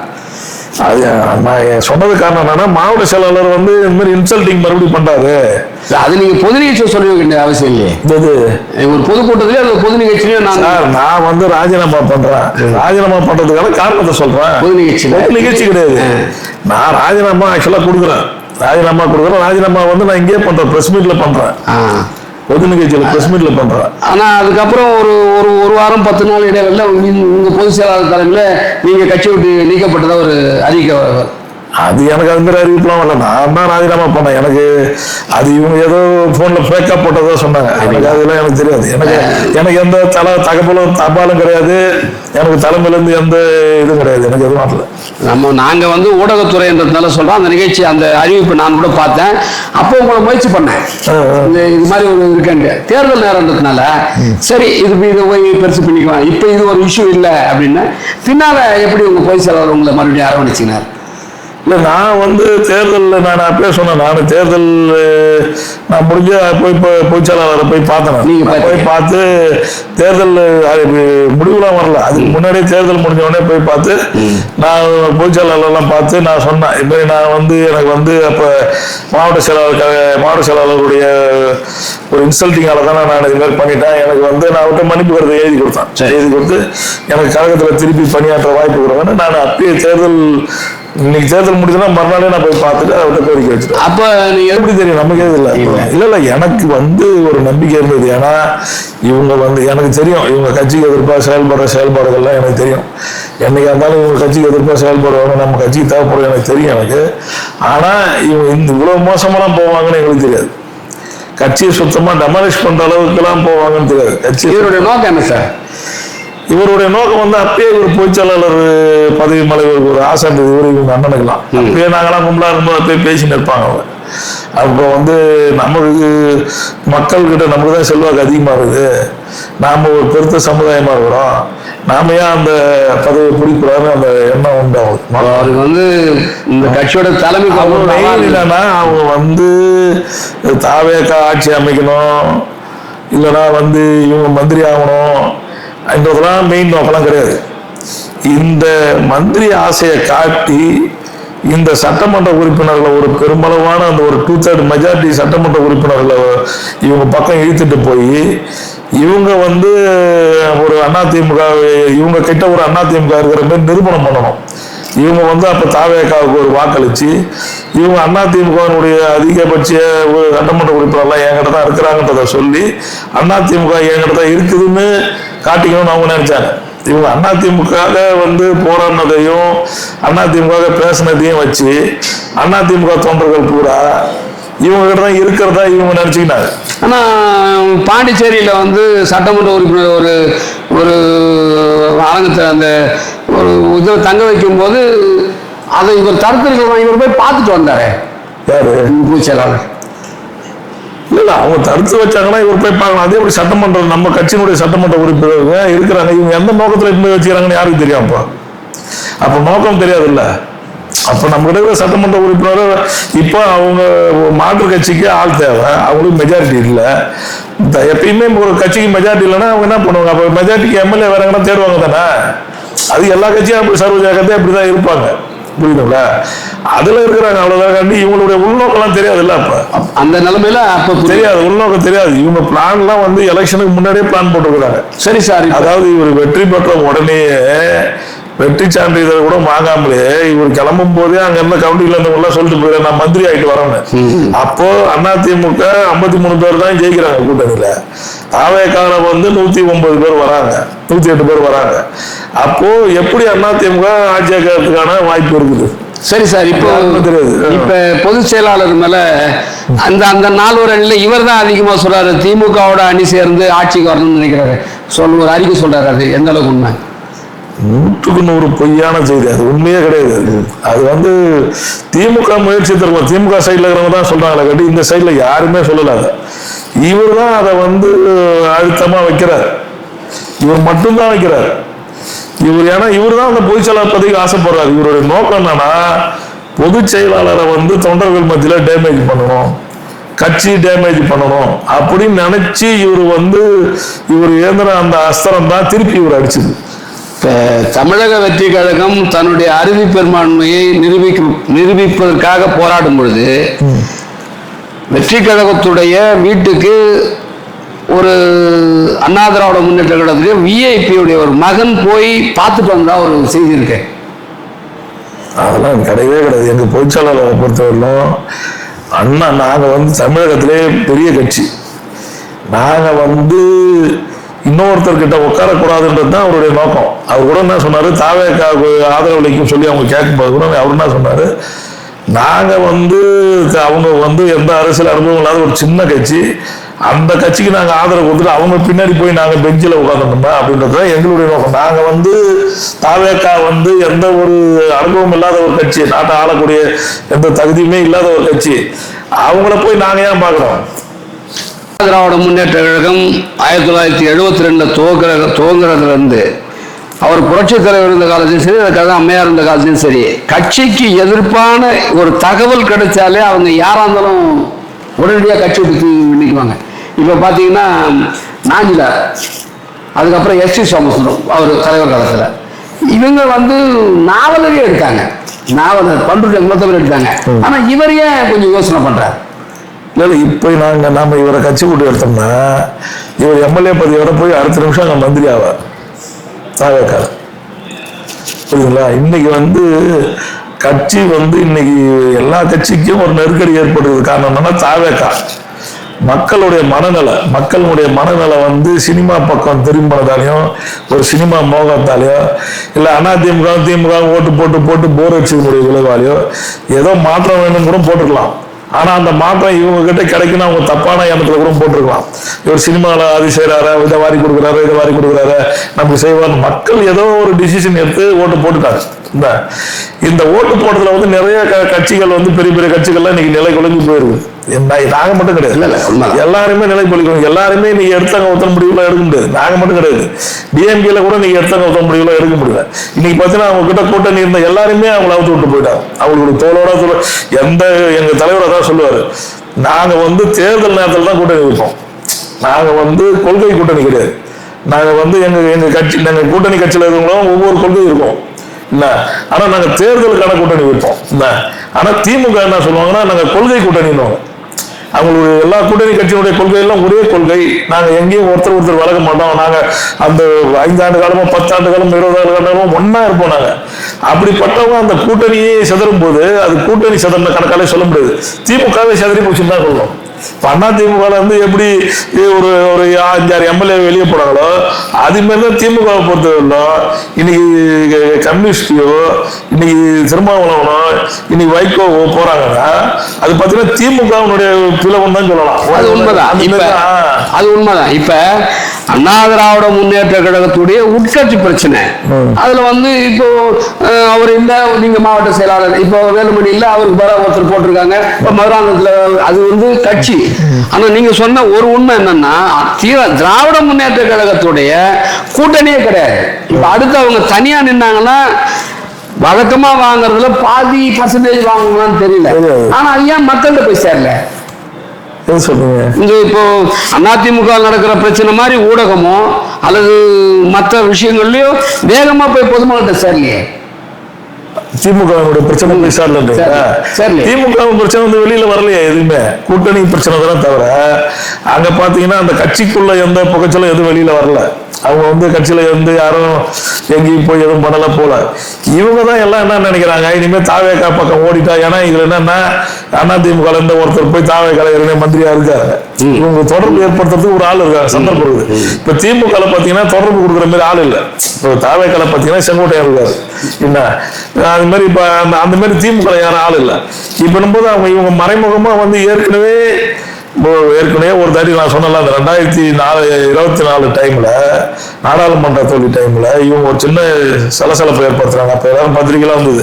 ஒரு 6 பேர் கொண்ட குழு போய் பேசிச்சு, இந்த கட்சியில இருந்து இப்ப நீக்கப்பட்டவங்க எல்லாம் சேர்க்கணும்னு சொன்னாங்கல்ல. அந்த 6 பேர் குழுல வந்து செங்கோட்டையன் ஒருத்தர். அவரே சொன்னார், அது செங்கோட்டையன், CV சண்முகம், இது KP அன்பழகன், வேலுமணி, இவங்கெல்லாம் அதுல இருந்தவங்க தான். மற்ற சொன்னா அதே டீம் தான் இவங்க. புரியுதுங்களா? இந்த சதிவுல வந்து அப்பல இருந்தே நடந்துட்டு தான் இருக்குது. இது வந்து திடீர்னு விழுப்புரம் மாவட்டத்துடைய மாவட்ட செயலாளர் இப்போ அடுத்து நீங்க சந்திக்கக்கூடிய ஒரு உள்ளாட்சி தேர்தலாக இருந்தா அண்ணா திராவிட முன்னேற்ற பலம் எப்படி இருக்கும்? பலம் வந்து 2 மடங்கா இருக்குது. ஏன்னா நான் சொல்லலாம், அது உங்களுக்கே தெரியும். இப்போ செஞ்சில வந்து ஒரு கண்டன ஆர்ப்பாட்டம் வந்தது. நாங்கள் ஒன்றும் பெரிய லீடர்ஸ்லாம் யாருமே வரல. நான் புதுசாக நியமிக்கப்பட்ட ஒரு மாவட்ட செயலாளர்.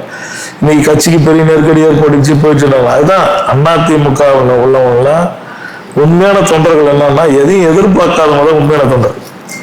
கட்சி நல்லா இருக்கணும், என் கட்சியினுடைய தலைவர் நல்லா இருக்கணும், என் தலைவனுக்காக நான் உயர கொடுப்பேன், என் கட்சிக்காக நான் உயர கொடுப்பேன். இவன் தான் உண்மையான தொண்டா. இந்த தொண்டை எந்த எதிர்பார்ப்பும் பார்க்க மாட்டான். இந்த தொண்டை வந்து கட்சிக்கு ஒரு பாதிப்பு வருது, கட்சி தலைமைக்கு ஒரு பாதிப்பு வரும்போது அவன் உயிர் கொண்டு வருவான். அவன் எந்த ஒரு பிரச்சனை வரும்போது உயிரை கூட போட்டேன், என் கட்சியை நான் காப்பாற்றணும் தான் வருவான். அந்த மாதிரி கட்சியில வந்து ஏற்கனவே வந்து அந்த மாதிரி இருந்த தொண்டர்கள் எல்லாரும் CV சண்முகம் காலகட்டத்தில் என்ன ஆச்சுன்னா, அவங்க எல்லாம் மதிக்கப்படாம நசுக்கப்பட்டாங்க, புறக்கணிக்கப்பட்டாங்க. அவங்க எல்லாம் வந்து ஒதுக்கப்பட்டாங்க. அந்த ஒதுக்கப்பட்டவங்களெல்லாம் நாங்க வந்து இப்போ நாங்க அவங்களுக்கு மரியாதை கொடுக்குறோம். அது இல்லாம அவங்களே என்ன பண்றாங்க, நம்மளுடைய கட்சிக்கு ஒரு பிரச்சனை வருதா, நம்ம கட்சி தலைமைக்கு ஒரு பிரச்சனை வருதா, இதை நினைச்சுதான் அவங்களே வராங்க.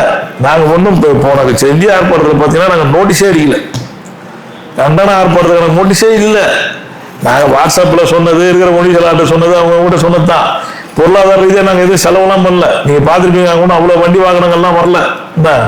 ஆனால் மக்களை பார்த்தீங்கன்னா 7000 பேருக்கு மேலே பார்த்தீங்கன்னா அந்த திருவண்ணாமலை ரோடே ஸ்டேஜுக்கு அந்தாண்ட அவ்வளோ கூட்டம், இந்தாண்ட அவ்வளோ, இது வரலும் செஞ்சு பார்க்காத கூட்டம், நானே பார்க்காத கூட்டம். என்ன அவ்வளோ பெரிய கூட்டம். எல்லாரும் என்ன கேட்டாங்கன்னா, என்ன எடப்பாடியார் வராருன்னு கேட்டாங்க. இவ்வளவு கூட்டம் வருது, எடப்பாடியார் வராரு. நாங்களும் இருந்தோம். அப்ப நீங்க அந்த எழுச்சியை பாருங்க. அந்த எழுச்சி ஏன் வருதுன்னா, உண்மை தொண்டர்கள், அதிமுக உண்மை விசுவாசிகள், அவங்க எல்லாரும் வந்து மனவேதனைப்பட்டு அவங்க வந்து என் கட்சியை காப்பாற்றணும்னு வந்துட்டாங்க. ஒதுங்கி இருந்தவங்க, புறக்கணிக்கப்பட்டவங்க, இவங்க எல்லாம் வந்துட்டாங்க. இன்னைக்கு கட்சியில வந்து எல்லாருக்கும் மரியாதை இருக்குது. 1986 இருந்து இன்றைய காலகட்டம் வரை செஞ்சி பேரூராட்சி திராவிட முன்னேற்ற கழகத்திலே இருக்கு. இந்த இப்ப நீங்க மாவட்ட செயலாளர் வந்து இந்த முறையாவது அந்த கோட்டை அதிமுகவுக்கு வருமா? நிச்சயம் வரும். நான் தான் சொன்னேன், நாங்கள் உள்ளாட்சி தேர்தலில் 100% வெற்றியை நாங்கள் எதிர்நோக்கியிருக்கிறோம்.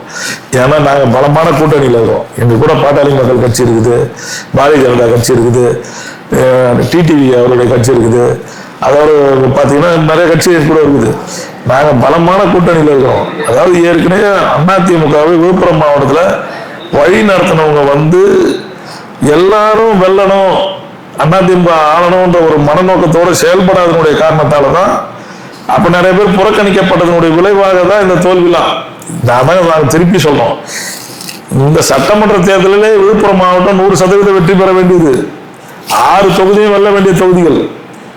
3 தொகுதியுமே இங்க இருக்கிற அந்த மாவட்ட கலெக்டர் அவர் அதை கவனிக்காதனுடைய விளைவு. அது வேணும்னே அவங்க கவனிக்காத புறக்கணிச்சாங்களா, இல்ல அவங்க தொகுதியில் ஜெயிக்கிறதுல போய் இதை காட்டினாங்களா என்னன்னு தெரியாது. இதனாலதான் இது தோத்துதுன்றது எல்லாருக்கும் தெரியும். இது ஒன்றும் இல்லை, நான் சொல்றது சும்மா நடக்காத ஏதோ மலைக்கும் மடுக்கும்லாம் நான் முடிச்சு போடல. இதெல்லாம் சும்மா பாருங்க, ஒரு சொற்ப ஓட்டுல திண்டிவனத்துல தோக்குறாங்க. என்ன அங்க பாத்தீங்கன்னா முஸ்லிம்களை போய் பார்த்து வாக்கு சேகரிக்கல, கிறிஸ்டின்ல போய் பார்த்து வாக்கு சேகரிக்கல, ஆயுராவிட அதிகமா போய் பார்த்து வாக்கு. ஆனா நாகராஜ் எனக்கு தலைமையில இருந்து சரியான ஒத்துழைப்பு இல்லை, அதனாலதான் தோல்வி அடைன்னு சொல்றாரு. இந்த நாகராஜ், திண்டிவனம் நாகராஜ், திண்டிவனம் அர்ஜுனன் சாரி. அதாவது தலைமையில இருந்து ஒத்துழைப்பு எதுக்கு கொடுக்கணும்? நான் என்ன சொல்றேன், சி.வி. சண்முகம் அவர்கள் 4 ஆண்டு காலம் அவர் ஏறக்குறைய 15 ஆண்டு காலம் மந்திரி பதவியில் இருக்காரு. புரியுதுங்களா? 4 ஆண்டு காலம் கனிமவளத்துறை மந்திரியா இருக்காரு. இவர் இவ்வளவு தூரம் மந்திரி பதவி சுகத்தெல்லாம் எல்லாத்தையும் அனுபவிச்சு எல்லாத்தையும் பெற வேண்டியதெல்லாம் பெற்றுக்கிட்டு இவரால் ஒரு 6 தொகுதியை கூட இவர் கவனிக்கலாம். எல்லாம் தலைமை எப்படி கவனிக்கும்? தலைமையே எல்லாத்தையும் எப்படி கவனிக்கும்? அப்ப நீங்க எதுக்கு மந்திரியா இருக்கீங்க? உங்களுக்கு எதுக்கு மந்திரி பதவி? நீங்க சாப்பிட்டு உங்க குடும்பம் உங்க குடும்பத்தோட வாழறதுக்கா மந்திரி? அவர் வேட்பாளரே வேட்பாளராக இவங்க சொல்றாங்க. இவர் ஏன் செய்யணும்? இந்த மாவட்ட செயலாளர் ஏன் செய்யல? உனக்கு ஏன் நீ ஏன் மந்திரி வாங்கல? கனிமூலத்துல ஏன் கேட்டு வாங்குற? நீ நியாயமான ஆளு, நீ நியாயமான நேர்மையான ஆளு. ஏதோ கல்வித்துறை எதை வாங்கிட்டு போ, ஏதாவது சேவை செய்யற மாதிரி துறை வாங்கிட்டு போ. கனிமவளத்துறை வாங்கி நீ மணல்ல அதிக மணல் ஏற்றத்தை தடுத்துட்டியா? அதிக குவாரி போறதை தடுத்துட்டியா? நீ கனிமவளத்துறை வாங்கினதுக்கு அப்புறம் நிறைய சவுடு மண் குவாரியை நிறைய திறந்த, நிறைய குவாரிகளை திறந்த. அப்ப எந்த நோக்கத்துல பண்ண? அப்ப நீ இவ்வளவு தூரம் பொருளாதாரத்துல நீங்க வளர்ச்சியா இருந்துட்டு ஒரு 6 தொகுதி பார்க்கறதுக்கு உங்களுக்கு துப்பு இல்லையா? எல்லாத்தையும் தலைமை தான் பார்க்கணுமா? அதே மாதிரி வானூர் அவரு சக்கரபாணி உங்களோட இருந்தாரு, திடீர்னு பாத்தீங்கன்னா தாவேக்கல இருந்தாரு. என்னக்கா அவர் எதோ எதிர்பார்த்து போயிருக்கலாம். அவருடைய எதிர்பார்ப்பு, அதாவது நிறைய பேருக்கு இப்ப என்னன்னா, நான் சொல்லிட்டேன், அதாவது பதவியை நேசிக்கிறவர்கள், பணத்தை நேசிக்கிறவர்கள், அது எங்க கிடைக்குதோ அங்க போறாங்க. புரியுதுங்களா? அதாவது பணம் வேணும், அரசு பதவி வேணும்னு விரும்புறவங்க, நான் சொல்றது கட்சி பதவி இல்லை, அரசு பதவியை நேசிக்கிறவங்க, பணத்தை நேசிக்கிறவங்க, அது எங்க கிடைக்குமோ அங்க போறாங்க. உண்மையான தொண்டர்கள் அண்ணன் எடப்பாடியார் வாசம் இருக்கிறாங்க. அதனாலதான் இன்னைக்கு அதிமுக இன்னைக்கு பலமா நிற்குது, காப்பாற்றப்பட்டுச்சு. புரியுதுங்களா? அதிமுக என்பது தொண்டர்களால் உருவாக்கப்பட்ட இயக்கம். அதாவது புரட்சி தலைவரை அவர் கருணாநிதி புறக்கணிச்சு அவரை கட்சியில் நடவடிக்கை எடுத்து அவரை ஒரு தனிமைப்படுத்தும் போது அதிமுக தொண்டர்கள்லாம் வெகுண்டு தலைவா நாங்க இருக்கிறோம், எங்களெல்லாம் காப்பாற்றணும், நீ தலைவரானதான் காப்பாற்றலாம், இந்த தமிழகத்தை காப்பாற்றணும் அப்படின்னு சொல்லி தொண்டர்கள்லாம் ஒன்னா சேர்ந்து உருவாக்குற கட்சி தான் அதிமுக. இப்ப இன்னைக்கு வரையிலும் அதிமுகவினுடைய ஓனர்ஸ் யாருன்னு பார்த்தீங்கன்னா தொண்டர்கள் தான். நீங்க மற்ற இயக்கத்துல பாத்தீங்கன்னா இன்னைக்கு திராவிட முன்னேற்ற கழகத்தை பார்த்தீங்கன்னா அது ஒரு குடும்பத்தினுடைய தலைமையில தான் இருக்கும். இன்னைக்கு காங்கிரஸ் பாத்தீங்கன்னா அது ஒரு குடும்பத்தினுடைய தலைமையில தான் இருக்கும். அது மாதிரி எல்லா கட்சியும் பாத்தீங்கன்னா எல்லா கட்சியும் ஒரு குடும்பத்தான் தலைமையில இருக்கும். ஆனா அதிமுக அப்படி கிடையாது. அதிமுக தலைமை தொண்டர்கள் தான். இன்னைக்கு பாத்தீங்கன்னா இன்னைக்கு இந்த கட்சிக்கு ஏற்பட்டுகிற இந்த நெருக்கடியில இருந்து இந்த கழகத்தை காப்பாற்றுறது தொண்டர்கள் தான். இன்னைக்கு எங்களுடைய எடப்பாடியார் அவர்களை இன்னைக்கு பொதுச்செயலாளரோ ஏகப்பட்ட மனதோட தேர்ந்தெடுத்து இன்னைக்கு அவரை இன்னைக்கு தலைமையாக்கி இன்னைக்கு அவர் பின்னாடி பலமா நிக்கிறது தொண்டர்கள் தான். நாளைக்கு பொதுச்செயலாளராக யார் வருவாங்கிறத நியமிக்கிறதும் தொண்டர்கள் தான். அப்ப இது தொண்டர்களுடைய இயக்கம். இது இப்ப பொதுச் செயலாளர்களுடைய அதிருப்தியில் இருந்த சட்டமன்ற உறுப்பினர்கள் பல பேர் இப்ப திரும்பவும் பாக்குறாங்க. நேற்று சட்டமன்றத்திலேயே அவர் நத்த விஸ்வநாதன் எங்களுடைய பொதுச் செயலாளர் தான் சொல்றாரு. அவரே அதாவது குறை சொன்னவங்க ஏத்துக்கிறாங்க இல்லையோ அந்த சம்பந்தப்பட்ட பொதுச் செயலாளர் அவங்க அரவணைச்சுக்கிறார். நீங்க விழுப்புரம் மாவட்டத்துல பழைய மாவட்ட செயலாளர், அதாவது அவர் சிஎஸ்ஓட அடியில இருந்தவங்க, நாளைக்கு அல்லது இப்ப இதுக்கப்புறம் உங்களோட வராம இருந்தா நீங்க என்ன தங்க தாம்பாளத்தை வரவேற்கிறதா சொல்றோம். இந்த ஊடகத்துல இப்ப எங்க செஞ்சில பாத்தீங்கன்னா சோழன் கோவிந்தசாமி, அந்த பக்கத்துல பாத்தீங்கன்னா ஒரு விஜயன் இப்படி இருக்காங்க. அவங்க இப்ப ஆனாங்கூர்ல ஒரு அமெரிக்கால வந்திருக்காரு, நான் காலைல கேட்டேன், வந்திருக்காரு நாங்க விநாயகமூர்த்தி. இப்ப இவங்களுக்கு அவங்க பேசிட்டீங்க, நீங்க நேராவே ஒரு அழைப்பு விடலாமே. நான் தொலைபேசி மூலியமா அவங்ககிட்ட நிறைய வாட்டி பேசிட்டேன் எல்லாருக்குமே. நான் எங்க கட்சிக்காரன் மூலம் நேராக அழைப்பு விட்டுட்டேன். அவங்க நேராக சந்திக்கிறதுக்கு மறுக்கிறாங்க. அவங்க வந்து சிவிஎஸ் ஏதாவது கோச்சிக்குவாரு அப்படின்னு நினைக்கிறாங்க. சில பேர் என்ன சொல்றாங்க, சிவிஎஸ் வந்து தாவேக்காவுக்கு போயிட்டாங்கன்னா நாங்க வந்துடுறோம். இல்ல நீங்க என்ன நினைக்கிறீங்க தெரியாது. உங்க பொதுச் செயலாளருக்காக உங்களுக்காகவும் நாங்கள் எங்கள் சேனல் மூலியம் சில விஷயங்கள் பண்ணிட்டு இருக்கிறோம். சிலர் இப்ப சுந்தரராஜ் கூட நாங்க அப்படிதான் முதல்ல பேசணும். கடைசியா அவரு உங்களை பார்த்துட்டாருன்னு நான் தான் கை கொடுத்து கொஞ்சம் காலம் கடந்தாலும் நல்ல முடிவு எடுத்தீங்கன்னு சொல்லிட்டு வெளியே வந்தோம். அந்த வகையில இந்த மதிய வேலையில உங்களுக்கு இருக்கிற கடுமையான வேலைகள்ல எங்களுக்கு நேரம் ஒதுக்கி கொடுத்ததுக்கு நன்றி.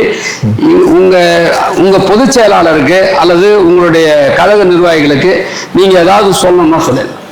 எங்களுக்கு கிடைத்திருக்கின்ற ஒரு தலைமை வந்து ஒரு சாமானிய தொண்டர், அதாவது எல்லாருக்கிட்டையும் எளிதாக பழகக்கூடியவர், எல்லா தொண்டர்களின் கருத்துக்களையும் செவிமடித்து கேட்கக்கூடியவர், எல்லாத்திற்கும் ஒரு பொறுமையான முறையில் தீர்வு காணக்கூடியவர், பொறுமைசாலியாகவும் சக்தி வாய்ந்த ஒரு மனிதராகவும் எதையும் தாங்கும் இதயம் உள்ளவராகவும், எவ்வளவு துரோகிகள் அவரிடத்திலே முதுகிலே ஈட்டியாலை குத்தினாலும் எது பண்ணாலும் இந்த கழகம்தான் எனக்கு முக்கியம் என்ற கழகம்தான் உயிர் மூச்சு, கழக தொண்டர்கள் தான் எனக்கு உயிர் மூச்சு என்ற ஒரு நோக்கத்தோடு செயல்படுகின்ற ஒரு மாபெரும் ஒரு தலைமை நான் இதுவரை நான் கண்டதில்லை.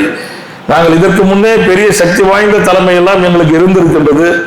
ஆனால் அந்த சக்தி வாய்ந்த தலைமையில வந்து எளிய தொண்டர்கள்லாம் வந்து சரிசமமா ஒரு பேசக்கூடிய வாய்ப்பு கொஞ்சம் குறைவாக தான் இருந்தது. ஆனால் இப்ப இருக்கின்ற ஒரு தலைமை வந்து பாத்தீங்கன்னா எந்த நேரமும் அந்த எங்களுடைய தொண்டர்களோடு அவர் கலந்து ஆலோசனை பண்ணி எல்லாருடைய கருத்தையும் கேட்கிறாரு. இப்ப நாங்க கூட விழுப்புரம் மாவட்டத்தில் இருக்கோம்னா இப்ப நாங்க தான் அப்படின்னு கிடையாது. இங்க இருக்கிற எல்லா தொண்டரையும் அவர் சொல்றாரு, வாங்க எங்கள்ட்ட என்ன விஷயம் சொல்லுங்க போங்கன்றாரு. யாருன்னா எதனா சொன்னா கூட எங்களை கேட்கிறாரு. அந்த அளவுக்கு ஒரு அருமையான ஒரு தலைமை, ஒரு பொறுமைமிக்க ஒரு தலைமை, ஒரு கண்ணியமான தலைமை இந்த கழகத்திற்கு எங்களுக்கு கிடைத்திருக்கின்றது. எங்களுக்கு கிடைத்திருக்கின்ற எங்கள் ஐயா எடப்பாடியார் அவர்கள் எங்களுக்கு ஒரு மிகப்பெரிய பொக்கிஷம். அவர் மட்டும் எங்களுக்கு இப்போது இந்த காலகட்டத்திலே அவர் மட்டும் எங்களுக்கு தலைமை ஏற்றிருக்காமல் இருந்திருந்தால் இன்றைக்கு அதிமுகவின் நிலைமை என்ன இருக்கும் என்று சொல்லவே முடியாது. அவர் ஒரு சிறப்பான தலைவர் என்பதற்கான ஒரே உதாரணம், இன்றைக்கு தொண்டர்கள் எல்லாம் இன்றைக்கு 1 கோடிக்கு மேல் இருக்கிற அனைத்து தொண்டர்களும் இன்றைக்கு ஐயா எடப்பாடியார் அவர்களை உயிருக்கு உயிராக நேசிக்கின்றார்கள். அவருக்கு உயிரை கொடுக்க தயாராக இருக்கின்றார்கள். இந்த கழகத்தை நேசிக்கின்ற ஒவ்வொருவரும் இன்றைக்கு எடப்பாடியார் அவர்கள், நீங்களா எங்க ஐயா எடப்பாடியார் ஒன்றும் ஒரு சினிமா ஸ்டார் இல்லை, அவர் ஒன்றும் ஒரு ரொம்ப இதானவர்லாம் கிடையாது. அவர் ஒரு சாதாரண எளிமையா இருப்பார். அவருடைய உடைகள்லாம் பார்த்தா எளிமையா இருக்கும், அவருடைய பேச்சு பார்த்தீங்கன்னா எளிமையா இருக்கும், அவர் இது எல்லாமே எளிமையா இருக்கும். அந்த அளவுக்கு ஒன்றும் யாரையும் எல்லாரையும் கவர்ற அளவுக்கு ஒரு கவர்ச்சி மிக்க தலைவர்லாம் கிடையாது. ஆனா இன்னைக்கு பாத்தீங்கன்னா அவருடைய செயல்பாடுகள், அவர் இந்த கட்சிக்கு அவர் வந்து பொதுச் செயலாளர் ஆனதுலேருந்து, இந்த அனைத்து இந்திய அண்ணா திராவிட முன்னேற்ற கழகத்தினுடைய முதலமைச்சர் ஆனதுலேருந்து அவருடைய செயல்பாடுகள் எல்லாம் வந்து பொதுமக்கள் இன்றைக்கு கட்சிக்காரர்கள் எல்லாம் உத்து கவனித்துக் கொண்டிருக்கின்றார்கள். ஒரு மாயையினுடைய விளைவாக அடிக்கடி திமுகவுக்குமே ஓட்டு போட்டோமே, ஏதோ ஒரு மாற்றம் வராதா, இவர் ஒரு சினிமா நடிகர் ஹீரோவா இருக்காரா, இவர் அது செய்ய மாட்டாரா இப்படின்ட்டு ஒரு எண்ணத்துல வந்து மக்கள் வாக்குகளை தெரியாம அளித்தனுடைய விளைவாக தான் இன்னைக்கு, இல்லைன்னா இன்னைக்கு அதிமுக ஆட்சி தான் இன்னைக்கு அமைந்திருக்கும். அதனுடைய விளைவாக தான் இன்றைக்கு எங்களுக்கு அந்த ஆட்சி இழப்பு ஏற்பட்டிருக்கிறது வந்து எல்லா தொண்டர்களுக்கும் தெரியும். இன்றைக்கு மக்கள் நிலை மாறி இருக்கிறது என்பது எல்லா தொண்டர்களுக்கும் தெரியும். மீண்டும் அனைத்து இந்திய அண்ணா திராவிட முன்னேற்ற கழக ஆட்சி தான் அமையப் போகிறது என்பது எல்லா தொண்டருக்கும் தெரியும். அது எங்களுக்கெல்லாம் எந்த ஒரு சின்ன மாற்று கருத்தும் கிடையாது, எந்த அச்சம் கிடையாது. உள்ளாட்சி தேர்தலிலே நாங்கள் ஒரு மாபெரும் வெற்றியை ஈட்ட இருக்கின்றோம். அதனால இந்த கட்சியும் சரி, இந்த கட்சியினுடைய தலைமையாக எங்களுடைய பொக்கிஷமாக இருக்கிற ஐயா எடப்பாடியார் அவர்களை நாங்கள் பொக்கிஷத்தை காப்பது போல எங்களுடைய தொண்டர்கள் எல்லாம் உயிரை கொடுத்து நாங்கள் காப்போம். இந்த கழகத்தையும் காப்போம், எங்கள் தலைமையும் காப்போம். வருங்காலத்திலே தமிழகத்தை மீட்டெடுத்து தமிழகத்தை ஆண்டு இந்த தமிழகத்தையும் தமிழக மக்களையும் நாங்கள் காப்போம். 1.5 கோடிக்கு மேல் இருக்கிற தொண்டர்கள் அனைவரும் எங்களுடைய ஐயாவுடைய தலைமையை ஏற்று இன்று வீரநடை போட்டிருக்கின்றார்கள். அந்த தொண்டர்களே ஒரு தொண்டனாக நான் பயணிப்பதிலே நான் பெரிய மட்டற்ற ஒரு மகிழ்ச்சியில இருக்கின்றேன். எனக்கு எல்லாம் சொல்லுவாங்க சில காலத்தில், இந்த காலத்திலே என்னுடைய உயிர் பிரிந்தா நல்லா இருக்கும்.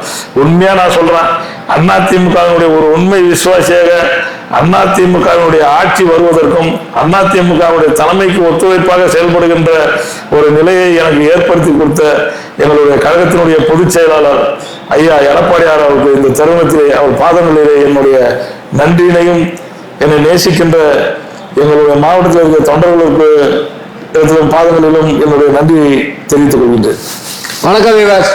நம்முடைய 477 நியூஸ் சேனலுக்காக அவருக்கு இருக்கிற மிக கடுமையான வேலைகளை மீறி நமக்காக ஒரு நேரம் ஒதுக்கி மிக சிறப்பான ஒரு நேர்காணலை அளித்துள்ளார்.